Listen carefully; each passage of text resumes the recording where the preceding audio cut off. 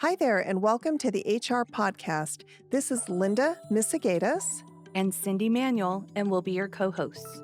After spending years working in and with HR, we thought, why not start a podcast to support the important HR community?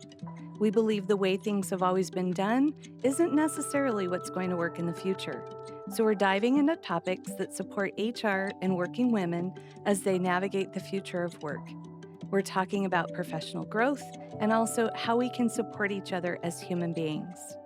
We can't wait to bring you insights from HR experts, thought leaders, and inspiring women who are making a real difference in their organization and communities. They'll share their journeys and tips on balancing work and life in a better way. We're excited to learn alongside you and hope you'll pick up some great takeaways, from tips and tricks to worksheets that you can actually use in your daily life. So grab your favorite beverage or lace up your walking shoes and join us for the HR Her Resources podcast. Hey everyone, welcome to another edition of the Her podcast. Cyndi, welcome to the studio. We're in our remote studio today because we have a very special guest joining us. So how are you? I'm doing well. I am so excited about our guest today. Me too. I love her to death. I get the privilege to work with her. And so I'm super excited that she's joining us. You won't meet someone with more passion and excitement about the things that are important to her. So, and it just so happens those are also things that are important to us. So it works out really well. So we're very excited. But before we jump into our amazing guest, let's talk a little bit about what we're going to talk about today on our episode. It's the hidden workforce. And so, what do we mean when we talk about the hidden workforce? Well, that can be people like stay-at-home parents that are returning to the workforce. It can be people with disabilities who face accessibility challenges, formerly incarcerated individuals. I know, Cyndi, when you and I were at the City and County of Denver, remember we participated in a program to help train people who were going to be released from jail and helping them get familiar with doing their W-4s and kind of coming back into the workforce. So that was amazing. Veterans who are transitioning back into civilian life, older workers who are facing age discrimination, and then part-time workers who are seeking full-time opportunities but are maybe constrained by some caregiving duties. So those are just a few of the types of hidden workforce that we're talking about today.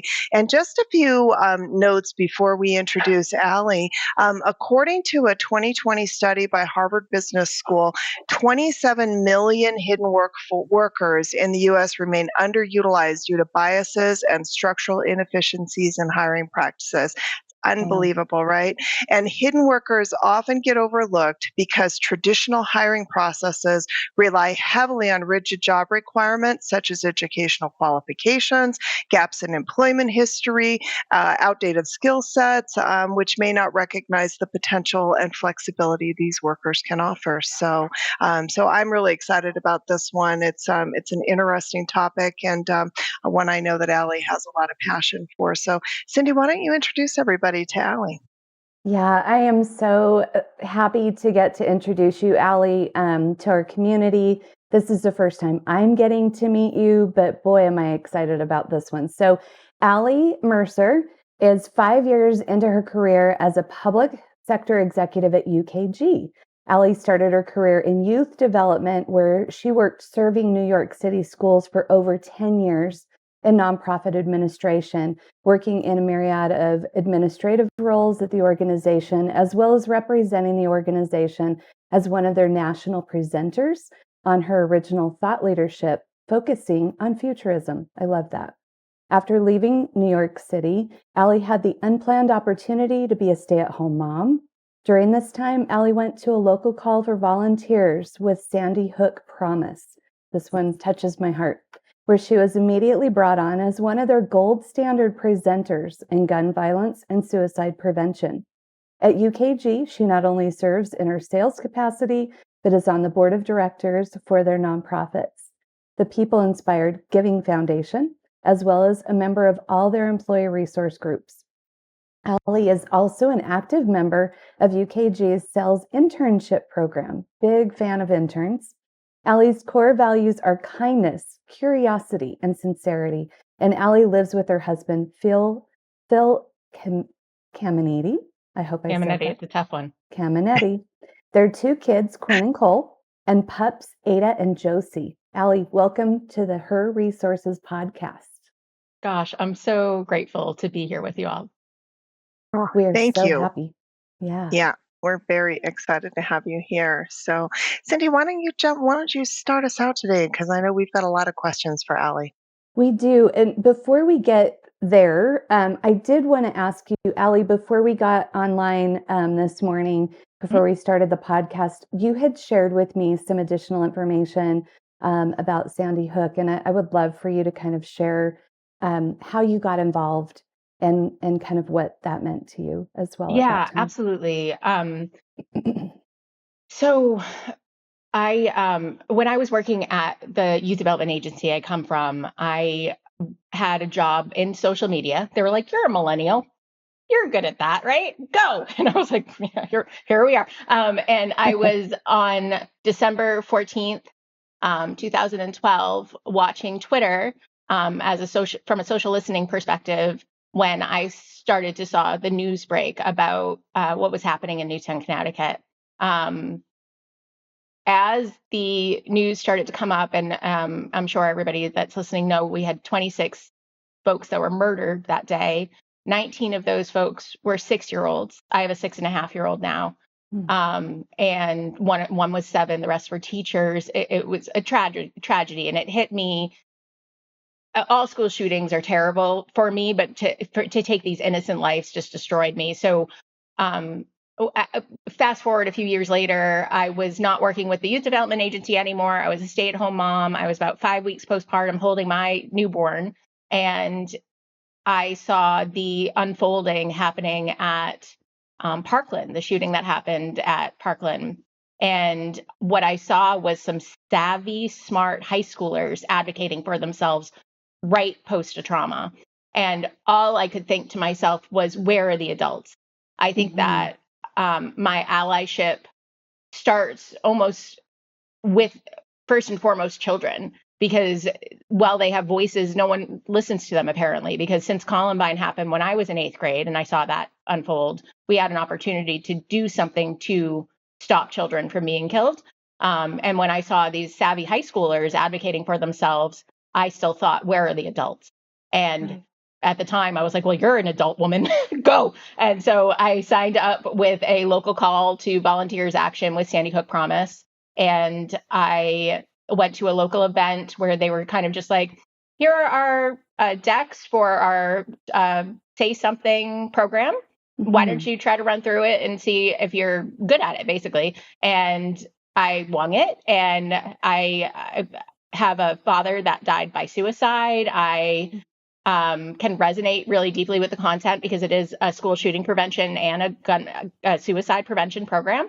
And the guy was like, so you practiced that like 20 times. And I'm like, oh no, that was just doing it live, folks, just doing it live. But they plucked me for that national team. And I've been presenting with them since my babe was less than a year old. And I just love and I'm incredibly passionate about their work. And though I don't get to present with them as much now, I do get to help support them with my donations to their cause, because they're a really great organization that does stop gun violence.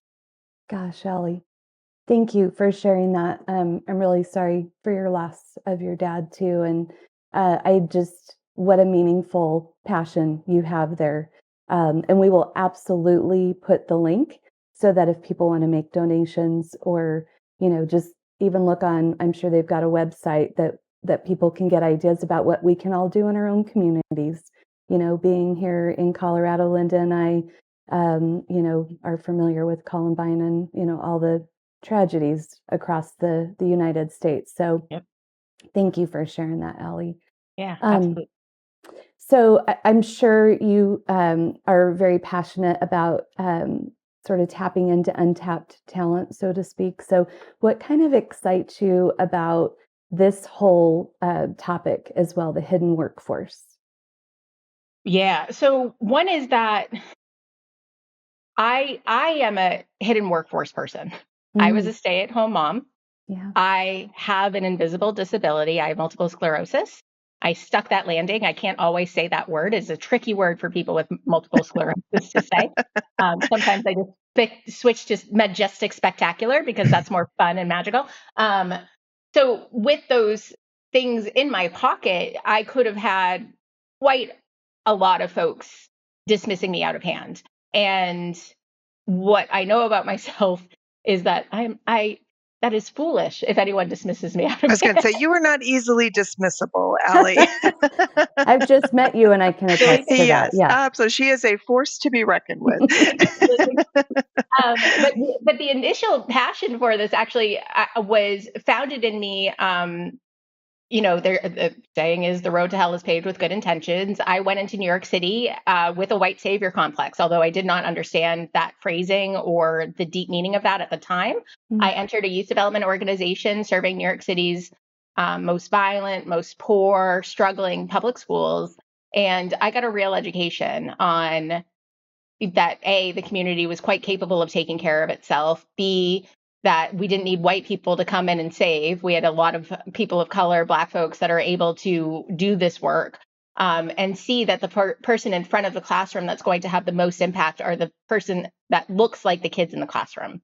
And so I spent a lot of time during that period really overtly looking for folks that matched the appearances of the children in the classroom. And in doing so, was able to employ quite a lot of diverse candidates. And I was grateful to be working for an agency that was half nonprofit, half women-owned business, run by a very diverse set of mostly women. We had a man in the leadership journey, and he was a gay Filipino man, so still bringing edges of diversity with him too. So that's where the real foundation started, was a problematic agenda that got fixed along the way.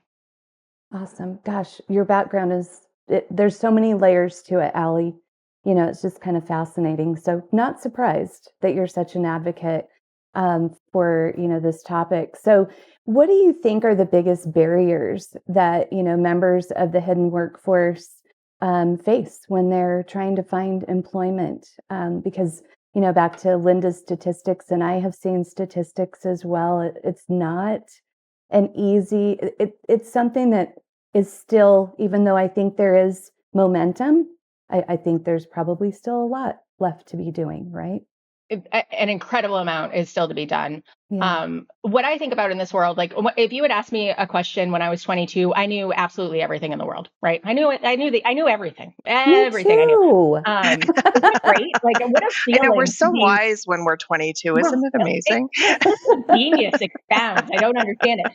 Now I'm turning 40 next month, and what I know is that I know nothing, right? I have only blind spots. Me too. I try to know as much as I can, but the more I know about the universe, the more I realize how completely unknowable it is. And so when we metaphor that down to a business, right?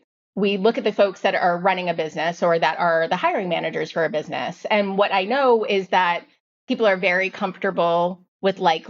If I am successful, I know I'm smart, I know I have this background, that I know someone that looks like me, that sounds like me, that has the same experience as me, will also likely be successful. That's bias, right? It's both inherent overt bias, but it's also unconscious bias. As I was given the task of hiring a very diverse set of teaching artists, leadership trainers for the youth development agency that I worked for, in the midst of one of our bigger hiring moments, it was given to me to identify 2 or 3 people from that group that could join our full-time staff. And I very strategically identified a few different people. There was one that was my favorite. She ended up getting the role. And 6 weeks after she was employed, it started to be an ongoing joke that Madeline could be my sister. So even as we're fighting these biases, they're still going to come up. And so what I see is a two-way problem. One, and I'm going to speak in huge generalizations because, of course, not all men fall into this category. But I do believe that folks that are in this hidden workforce that are underrepresented can feel an intimidation coming into spaces like ours, Sure. for example, and might disqualify out themselves. And when I talk to young folks in our organization, and I'm very involved with the internship program, you can take Allie out of youth development. You can't take youth development out of Allie. I can't stop both stuff. But I overtly champion and sponsor folks that don't look like me. The less they look like me, the less similar they are to me, the better. And that's what I want to bring in. But further, what those folks are dealing with is, well, I don't check all these boxes, I'm not going to apply. Right. Versus the sweeping generalization statement of have the confidence of a mediocre white man, right? Just jump in, just go for it. And I encourage young people every day to do that thing, because it's a much bigger risk for the underrepresented workforce than it is for white men of privilege. You know, interestingly, along those lines, what you were just talking about there, Allie, is that because there's such an over-reliance on the algorithms and applicant tracking systems today, it tends to filter out the candidates based on gaps in employment history or specific keywords rather than focusing on transferable skills. So that was really interesting. And then they also, to piggyback off what you were talking about with bias and discrimination, it says that studies suggest that hiring biases disproportionately affect marginalized groups. For example, research by the AARP indicates that 61% of older workers report having experienced age discrimination. Then there's access to childcare. This was fascinating to me too. That data from the National Women's Law Center showed that in 2021, more than 2 million women left the workforce due to pandemic-related childcare challenges. And then you layer in the disability and accommodations. And even though we've had ADA forever, it's kind of like we talk about all these programs. None of them are new. It's just whether we choose to actually, utilize the programs or enforce them. But according to the U.S. Bureau of Labor Statistics, the labor force participation rate for people with disabilities was 21.3% in 2021 compared to 67.1% for people without disabilities. And lack of accessible infrastructure or misconceptions about accommodation costs are a major factor, which I thought was really interesting too. And I loved that, you're always so transparent, but that hidden disability side of it as well, right? There are people that the neurodiversity side of it, people with mental health issues that are not even issues, mental health challenges, and so there's opportunity around all of that. And yet here we are in 2024, and we are still not tapping into this hidden workforce that are amazingly talented, right? Look at all of what we've learned. I mean, it's bananas to me, Linda. I have complex PTSD, I have ADHD, and these things are not, well, they can be challenges to me. They are not hindrances to me. They are superpowers for me because they give me a superpower of empathy. And they give me a superpower of being able to do a lot of things at once, right? Yeah. I know we can't really multitask, but ADHD feeds that. But there's another layer too, Linda. I know I have a 37-year-old brother who has Fragile X, which is the most common form of genetic transposed, I guess, intellectual disability, cognitive disability. Comes with autism as well as a seizure disorder. And while Ben could be a great greeter at like Home Depot, Walmart, wherever it might be, he right now doesn't have the transportation. He can't drive safely. My mom works full time. She's a palliative care nurse, cancer care nurse. She can't give him those rides that he needs, right? So there's also this whole blooming of folks in the autism community that are coming into adulthood and are kind of left to what, right? We're not as a society meeting them where they're at. And that doesn't mean they don't provide value. It means that we're not doing the work to figure out how we can leverage their value. Yeah, no. Gosh. Well, and I think you also brought up a really good point too, Allie. They may disqualify themselves. I might disqualify myself because it's intimidating. I mean, I might not have all of the, I might not have a lot of challenges, and I'm still intimidated, to apply for a job, right? However, I'm sure it just is escalated when you are someone who has been incarcerated or, the older we get, right? Or to your point, Allie, I think, and I do appreciate that there's more focus more awareness on neurodivergence, and that also means that, tap into people's those superpowers, as you call them, which I love that. Yeah. And so, but I might discount myself altogether. So are there some things, because I think we all either are or know people who should be advocating for themselves more for employment? Are there a few things that we could do to encourage ourselves and others? Absolutely. I have a few hiring practices that I put into place at the leadership program that I'm incredibly proud of because of what it allowed us to bring in from the standpoint of talent. One of those things that I think can be enacted right away wherever you are is when you're putting out a requisition, at the end of that requisition to say, don't check all the boxes, but still think you're a good fit. We want you to apply anyway. Come prove your point. Show us your case. We invite you in. Right. I love that. And having verbiage like that of giving permission to not check all the boxes, to not disqualify yourself. If this feels right to you, we want to hear from you, I think is a great first step. Another thing that we instituted at the Youth Development Agency was a group interview.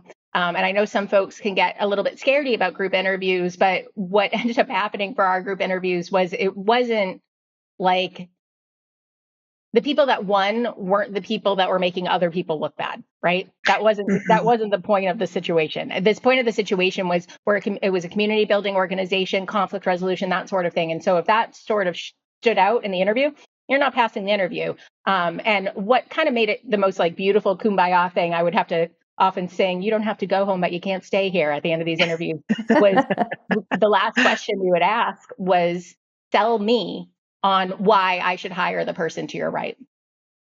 And that allowed for us to understand how well an individual was listening to the practice, but also if we had a more humble person and we had a great listener next to them, they could advocate for that person in a way that very internalized, I don't want to say too much about myself person isn't able to because they don't have that skill set or that ability to lean into their competencies, right? I'm a person that has taught personal branding for a long time, so I'm very comfy in that arena, but I know that that's a rarity. Gosh. I love that. Well, and I love tapping into these stats because they support these amazing stories that Allie is sharing with us. Is that in 2018, there was a report by McKinsey that found companies with higher diversity more than 35% more likely to have financial returns above their industry average. Higher employee engagement and retention. A Harvard Business Review study revealed that 90% of hidden workers are highly motivated to perform compared to just 35% of traditional hires.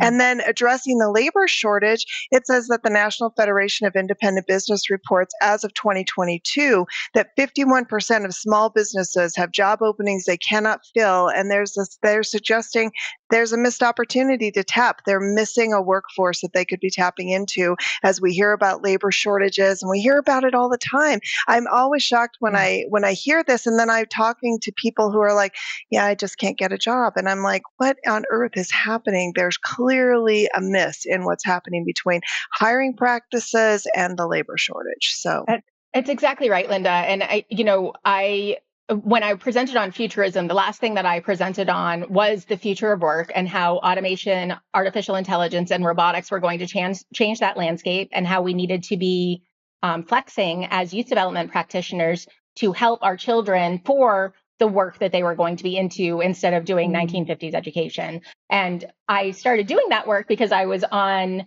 again, another Twitter listening journey. That was big fun for a long time. I don't know about X, but it was McKinsey and the NYU school, Stern School, their MBA program, having a Twitter listening session on the future of work. And one of the things that they were talking about were the restrictions that we have in place from a bureaucratic perspective of you have to come into the office, you have to be XYZ as far as credentials go. I talked to my executive coach about this a lot. I don't have a master's degree, but with the education that I've done for my own self, she's like, it's like you kind of have 7. I've done a lot of untraditional education that I'm sure can come up on this phone call. But if you're looking at my resume, I mean, Linda, I was kicked out by the AI bots at Kronos because they were like, you didn't graduate college. And I'm like, Says who? My resume says when I graduated. Call, and it was only my relentlessness and my following up and being like, I'm sorry, what? I'm sorry, what? I'm sorry, Yeah. what? And a lot of folks in that that hidden workforce, that untapped, big, huge ball of potential, Mhm. are Right. entering that one no and are saying, I guess I'm out. I tried. No, it's so Yeah. true. Well, Cyndi and I always say we graduated from the School of Hard Knocks and have a PhD because neither one of us went to college, finished college. No, we've really over the years we had to work really hard, and we were very blessed that we had some amazing people that saw in us maybe what we didn't even Potential. see in ourselves along the way. But you're absolutely right. Had they had the technology when I was entering the workforce back then, I would never have gotten the jobs that I had over the years because you're absolutely right. I would have been immediately filtered out based on not having the degree that they were looking for. But having an opportunity to sit in front of somebody and to have a conversation and for them to see me and me to see them, that's what gave me those opportunities. So it kind of speaks to the good and bad of technology. But I think, Cyndi, you had a very similar experience to me as well. Yeah, I mean, I did take classes, and I think we mentioned in a previous episode, I was in HR, actively being an HR business partner and an HR manager, started taking classes because I thought I should, and became very disillusioned because I was like, this is all theory. And when I go to work each day, this is not, it's not this neat, tidy, right? Because we're dealing with human beings, which I absolutely love. And I love the messiness of it. And The so, messy. right. And at the Yeah. time I was a single mom, and I thought my time is really valuable. And I'm going to just lean into the School of Hard Knocks. I'm learning every single day. I still learn Yeah. every single day. Every day. I think if you Right. stop learning every single day, you're dying. That's my Yeah. personal perspective. Right. Yeah. Yeah. No, I agree. Yeah, there's so much opportunity out there There for are. sure. And I Yes. completely agree with Cyndi. And I think because of that, it also motivated me to be that consummate learner, right? I wanted to be the sponge and absorb everything because I never wanted to be questioned or challenged because I didn't have that degree behind my name, right? I wanted to prove that just because I made a decision for a variety of reasons, I that does not discount who I am and what I know and what I'm That's right. capable of. And so I worked even harder. And I would argue that that burden of proof on you, Linda, is an additional hardship of this Yes. hidden workforce, right? Is that we're like I actually was when you started talking about data, I was like, oh, cool, she's going to back me up with the stuff I sure know, but I don't have the numbers for, right? Because I can't be bothered. And like we have an employee resource group called Fire Up that's oriented to women, and I've been on that group speaking, and I'm always grateful if someone's in the chat being like, and what she's saying is actually real. Here's the link to say, and I'm like, I know, I wouldn't Thank just be you. telling you this stuff. Yeah, But it exactly. really is an additional burden for that hidden workforce to always have that kind of chip on their shoulder to be like, I still need to prove myself. I still need to prove myself. I still need to prove Yeah. myself. I mean, it was yesterday, my boss laughed at me because I perform well in sales. I've only been in sales for Yes. 3 years, and I said, Bill, I really think I'm starting to get a knack for this. And he's like, you're starting to realize that? You're starting? And I'm like, yes. And that's Oh, true. Allie's Like a that's so natural. She's an You can amazing tell. relationship person and relationship sales. I think if you're good at it, no one's going to beat you because there's a real difference between that type of selling versus the other types. So, Well, I just love people, and my truth is when I sell to the public sector, and what I know is that people that got into public service didn't get into public service to manually enter stuff, right? Right? They got into right. public service for public service, and so I'm all Yes. about delegating the headaches and the heartaches to technology as much as possible, so that we can get you back to what you're here for, which is Totally public agree. service, right? I Yeah. love that. Yeah. I love that. Yeah. I'm a small business owner, Allie, and I always say I'm not a salesperson, but I can tell you stories about what I've done with my clients that have helped them. So, and Right. I think, back to what Linda was saying about you, I think it's all about building those relationships, being curious, all the things that, as we were introducing you, are part of your core value system, right? Yeah, fun. The Delta Principal is proud to sponsor the HR Her Resources podcast. If your organization is embarking on a digital transformation or navigating organizational change, the Delta Principal is here to support you. With over 17 years of expertise in organizational change management, we're eager to collaborate, educate, and partner with you to ensure a successful transformation.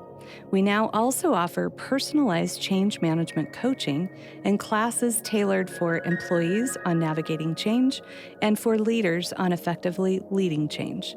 Please reach out to us by emailing info at thedeltaprincipal.com. And please follow us on LinkedIn. Our next question, did you have something else, Linda? No, you go ahead. No, Okay. no. Our You know, next my brain's question- always going. So I Cyndi and I are know. like always like when we do these, we say all of our conversations could be podcast episodes because we're constantly talking about this stuff. So. I believe that. I believe that. So because our community here, we have a lot of HR leaders, maybe small business owners who are women and things of that nature. So what are some steps that we can take to actively engage and hire from this hidden workforce, Allie? It's a great question. I believe, one, I would say start doing that suggestion that I did for job requisitions today. Right? Yes, Like I would love open that up right away. Please apply. Yeah. Just apply. Don't check all the boxes. We want you to apply anyway if you Yes. feel like you're a job. Will you get a handful of folks that are just way outliers? Sure. But will you get a plethora of human beings that you wouldn't have seen otherwise that likely you will want to hire from? Yes. I love that. So that's one. Two is to intentionally sponsor, champion, enter spaces into places where people don't look like you. And get comfortable with that, get comfortable with being uncomfortable, and talk to these folks about why they should come and consider this job. And like, I would say that when we're recruiting, I think that there's often this like, you want a job, I have a job kind of hierarchy thing going on. And I think that if we really want to do great work in this space, we need to say, we both have a job. You have a job to get a job. I have a job to get diverse candidates a job, and to put that to do on your list instead of like crossing your fingers, hope is not a plan, that they will come. Does that make sense? Yeah. Absolutely. It does. You know, Allie, a couple of other things that are out there too are like the National Bureau of Labor of Economic Research found that removing degree requirements for jobs increased applications from underrepresented groups by 16%. And we are seeing a big movement on that in the public sector because they're notorious for having these ridiculously high degree requirements, even for the most administrative basic positions, which definitely, you know, that probably worked years ago when everybody wanted to work for government, not working today. The other thing they talked about was partnering with community organizations, that this is something that HR can do as well, is to collaborate with organizations that support those marginalized groups. So what you were talking about, so the veterans organizations, disability advocacy groups, and it says that 70% of companies using community-based recruiting models actually report higher diversity in their applicant pools. The other thing is bias for recruiters. You know, Cyndi and I were just talking on another episode with a couple of HR leaders where the training that HR needs, and so removing that bias in that unconscious bias that you were talking about in hiring decisions. And McKinsey's research showed that companies with bias training programs actually see an 18% increase in hiring diversity within 2 years. And then the last thing that I saw was around flexible work policies. So, you know, the hidden workforce often faces those barriers related to inflexible work schedules. I know, like for you, Allie, sometimes you can't travel. So you have to figure out how can I manage what I need to do there, and having a boss and an organization that supports that is really helpful. And it said that a report from the International Labor Organization found that workplace flexibility significantly increases participation rates for parents and caregivers, boosting the talent pool by up to to 30%. And we see that now, right? Some of the resistance to the return to office has a lot to do with the lack of flexibility in the workplace for parents and childcare and the cost of childcare or the lack of flexibility. So being able to have the opportunity to drop your children off, pick your children up. Like one of the things our new, I can't remember if it was our new CEO or our new president GTM, but it was either Rachel or Jen Morgan who said, I think it was Jen, she had a hard line that she picked her kids up at 3:00 every day. Doesn't matter that she's the co-CEO for one of the largest technology companies in the world.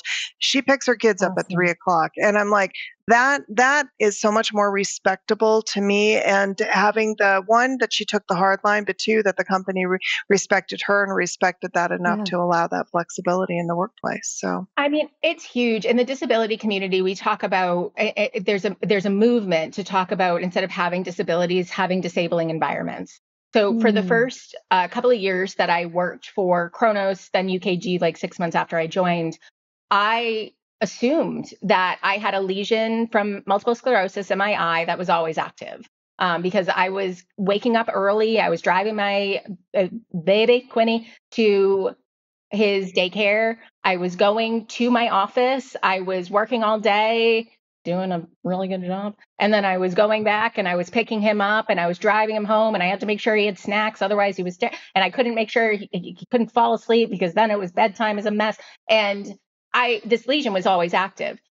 Since I was promoted to a field position and work remotely, with my boss having a lot of compassion around that, but also understanding that that's how he's going to get the best out of me, and a husband that takes the lion's share of the child care, right? That's he for she. Yeah. Let's do it, right? Yeah. I don't feel this eye lesion hasn't been active in years, except for on days when I push myself. And so it's tangible, it's real. And after my first year in sales, Linda, you know this, I in sales, there's kind of like a mania year end, and it kind of feels good to me. It's a nice feeling. It's not necessarily healthy, what I'm saying to you, but it's true. But it feels good. It's endorphins for sure. Yeah. It feels nice. And so my first year, I was just like, ooh, lean all the way into that yummy stuff. Blew past my numbers, sweet, but then traveled to sales kickoff, traveled to another thing, worked a trade show, and I was like out for the count for 2 months. And I had a conversation with my boss of, I need you to help me dial it back. And so now when I'm going to present at the National League of Cities in November, I'm telling my boss this, and he's like, and if it gets to that week and you don't feel okay, it is okay for you to say that you cannot go.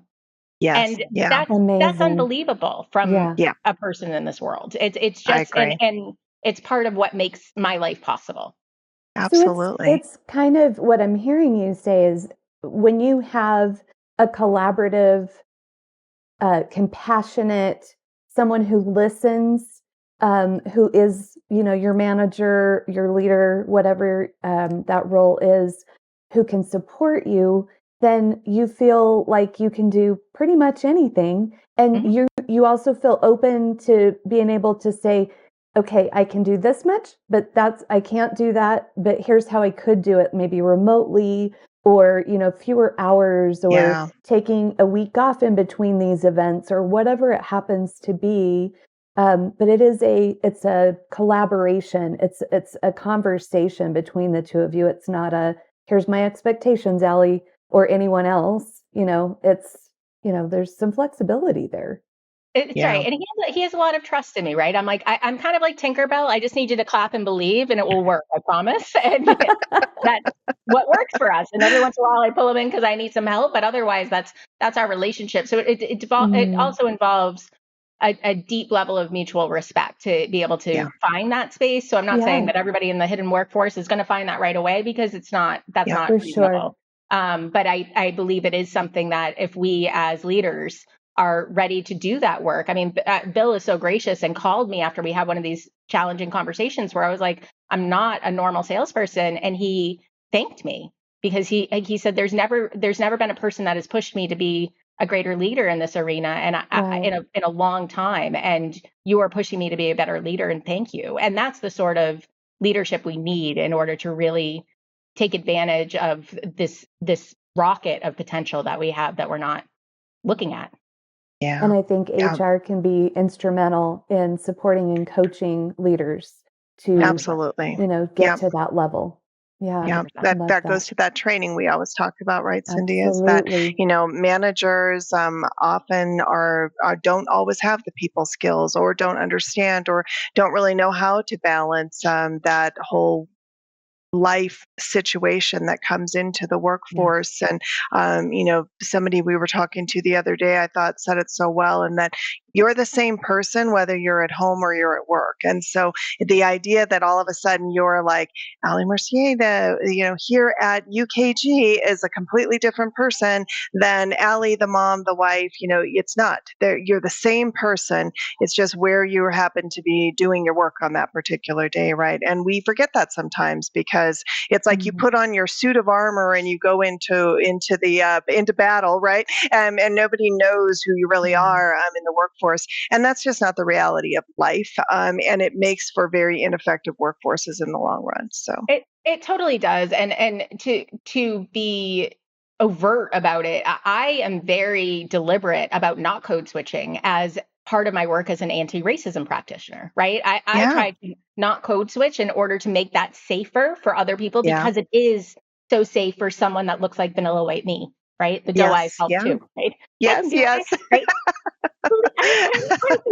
So with that said, it's definitely something that I deliberately practice in order to make sure that I'm creating spaces where we can in the future have that for all of us. I was listening to Megan Rapinoe on a podcast, the soccer player, soccer star.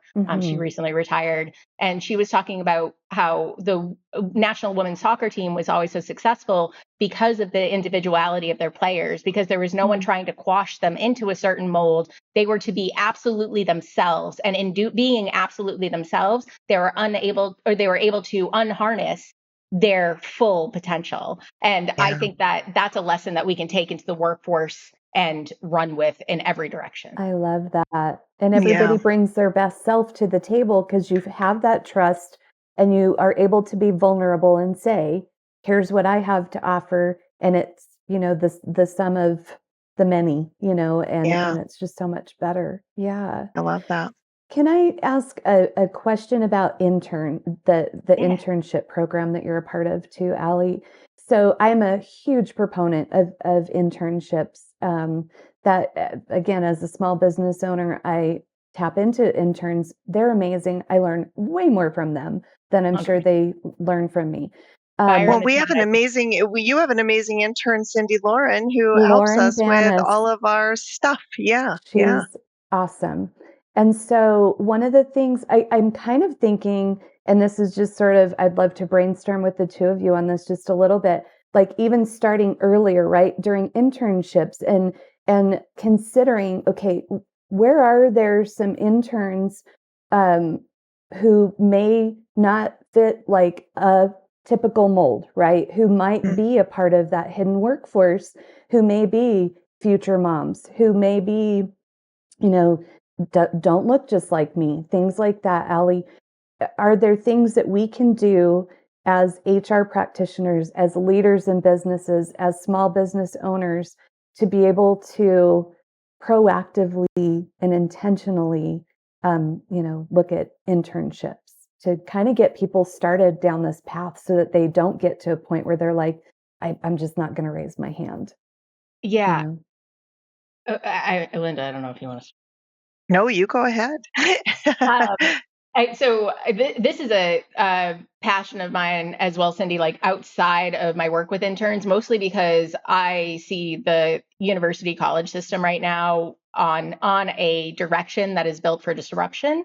It's too expensive. People are coming out of school with too much debt.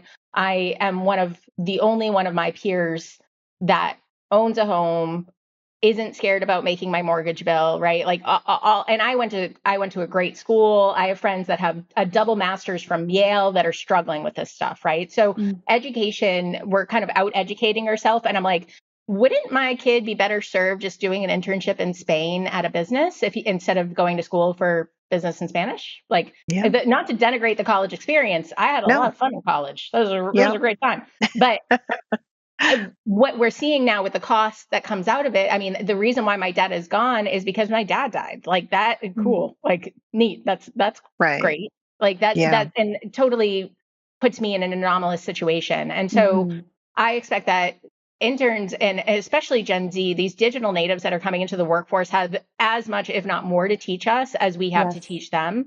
And I believe that we need to be doing some sort of circular or spiral kind of, to butcher the Alvin Toffler quote, unlearning, relearning, unlearning on repeat, with them at our side helping us, because they just are so savvy, so aware. And that doesn't mean being cool on like the lingo or the technology or the, meaning phones, not tech, or the clothing. But it does mean being receptive, and like when they say things that you don't know, not being like, but saying, what does that mean? Because I want to be able to speak to not just you, Lonzy, but to all of the Gen Z folks. And when they say it, I feel comfortable knowing, oh, I know what that is now, because you educated me here. And I'm always grateful to sit with my interns. I mean, I have a conversation with my friend Arnav next week where he's telling me about a lot of cars. I'm looking for cars, and he knows a lot about cars, and he's going to teach me a lot about them. He's not an intern anymore. He's hired to full time, but these are just really smart individuals that we can tap into, and that will bring a lot more to the table than we even realize they'll be able to bring.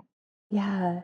And I loved maybe kind of marrying the idea of maybe organizations kind of opening up, okay, here's an internship opportunity, maybe being a little bit vague, and using your quote earlier, Allie, we invite you in. Even if you don't tick all the boxes, apply. And, just all that we can learn from them. And I agree. Opportunities. And to make it light, too. Oh, you go ahead. Yeah, go ahead, Allie. I was just going to say, to make it light of don't check all the boxes, apply. Or dare you, like give them that, so that they're like, do I dare? Dare them. Yes, you dare, because I'm daring you. Right. So I think it's a cool opportunity. Right, it's really good. Well, and Allie, one of the things I was just going to comment on there was that with the internship programs, like I know for us at our organization, one of the things that we recognized is sales still has a tendency to be a predominantly middle-aged white man, or even recent college grad white man, industry field of work.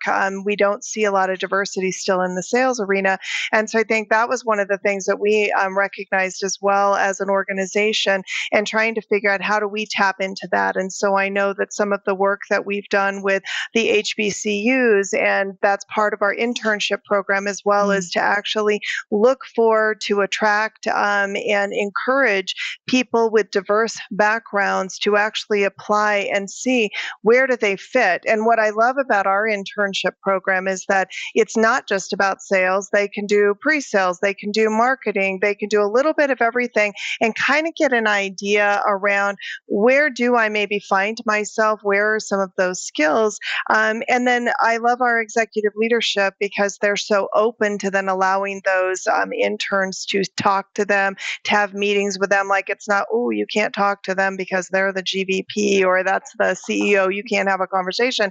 They have that opportunity to meet these people, to network, and kind of see what it's all about.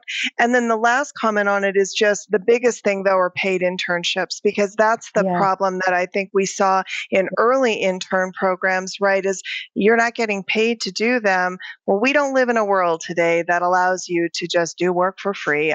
We all need to earn money. And so being able to have those programs in place to pay those individuals, and what a great way to build your workforce by bringing them in, starting them out as paid, and then giving them that opportunity to grow. You don't get that very often, right? And so I think it's an amazing opportunity to do that as well. Yeah, absolutely. And I think unpaid internships is also known as free labor. Yes. Like that's what that is. When people are like, do this for exposure, like that.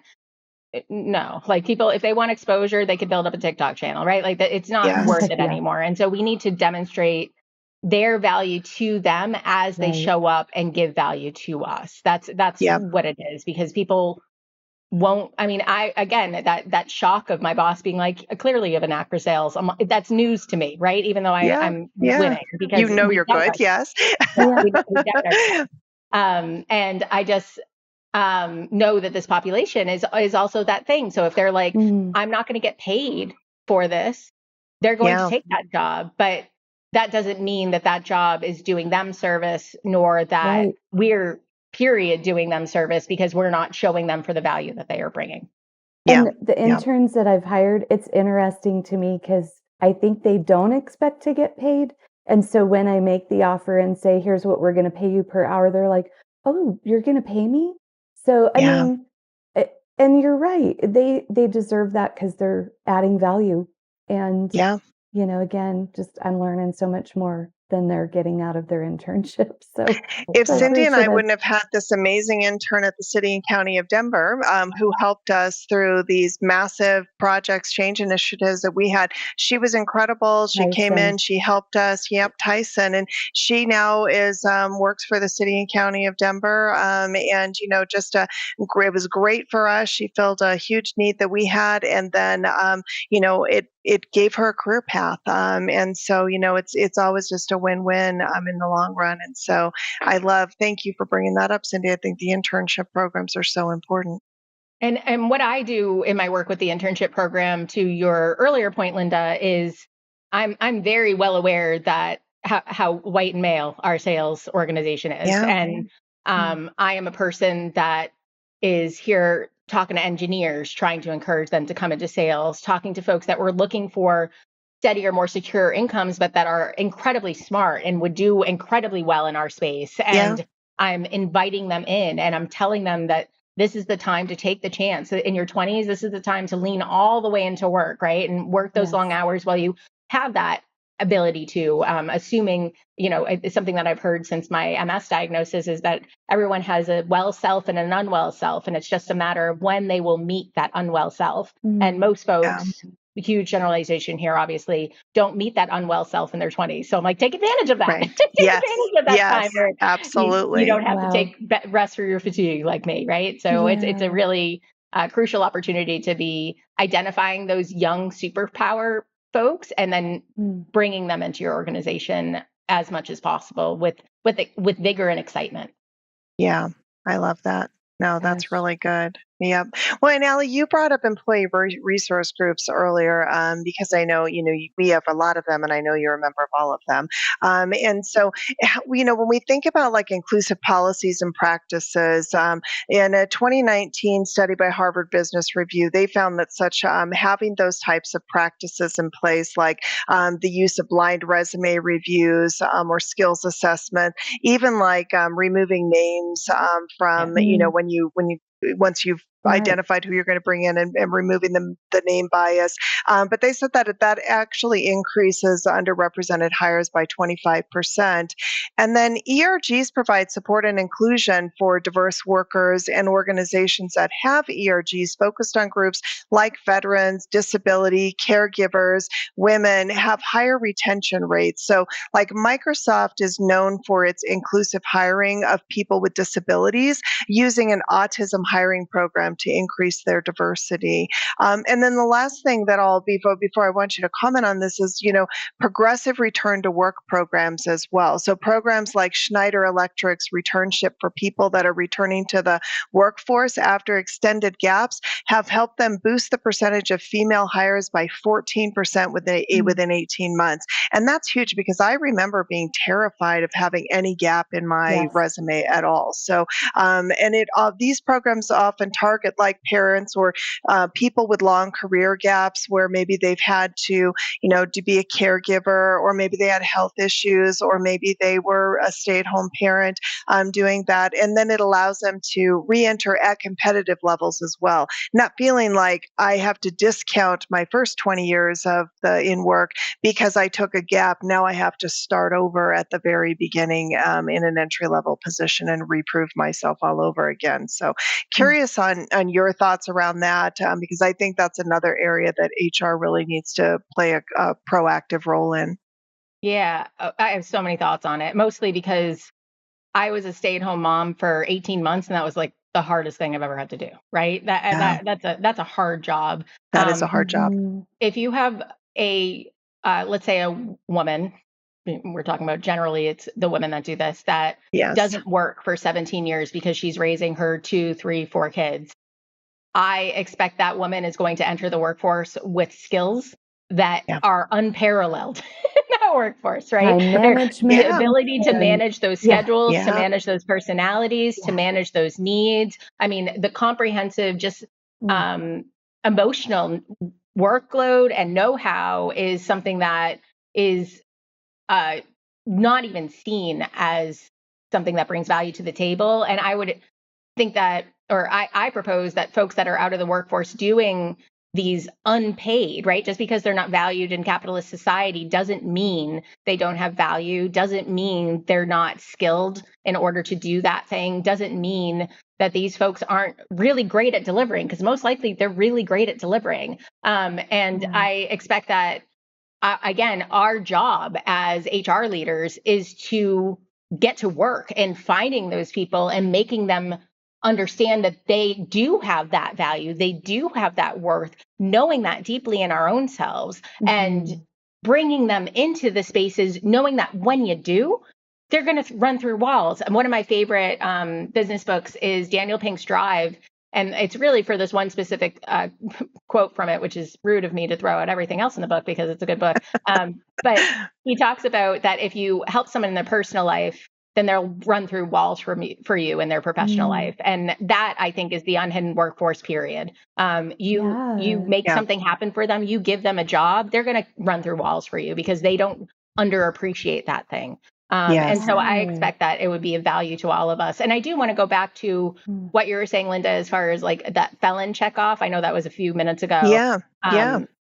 My friend Emily went to American University for her master's, and her thesis was on felon as the primary identity, and how many folks are out there and can't get away from that one label that they've had, despite whatever rehabilitation programs, work, community spaces they've been in since then. And she works in juvenile justice reform out in California now. And I'm grateful that her leadership is out there. But I expect that for all of us, it's to push our assumptions. And I believe that HR practitioners, and I know this likely is controversial, but have a responsibility to get into anti-racism work, get into allyship, get real curious about these spaces that they might even be repulsed by or repelled from, or just like, nervous about, that's not where I want to go.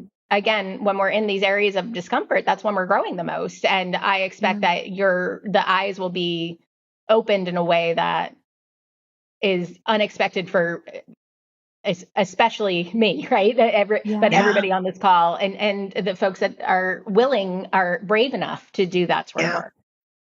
That's a great call out. Asking, tell me, going back to your mom analogy, right, Allie? Tell me a day in the life. What for the last 17 years? Talk to me about a day in your life. What typically do you do? And there are transferable skills all over the place there, I'm sure. That's right.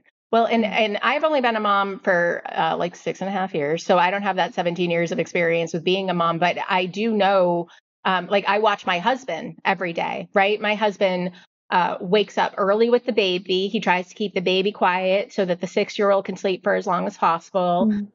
He then makes the lunches for the kids. They try to keep it quiet for me because I need more sleep because of yield multiple sclerosis. Told you I was going to have a hard time saying that. Yield majestic spectacular, we're going back to. And so his job is not only to get these kids out the door into school on time, it's to manage these personalities, make sure that they're having a day that's starting off on the great foot so they can have a school day that's a great day, right? Because if you start off on a good foot at home, you're more likely to have a positive impact in the school environment.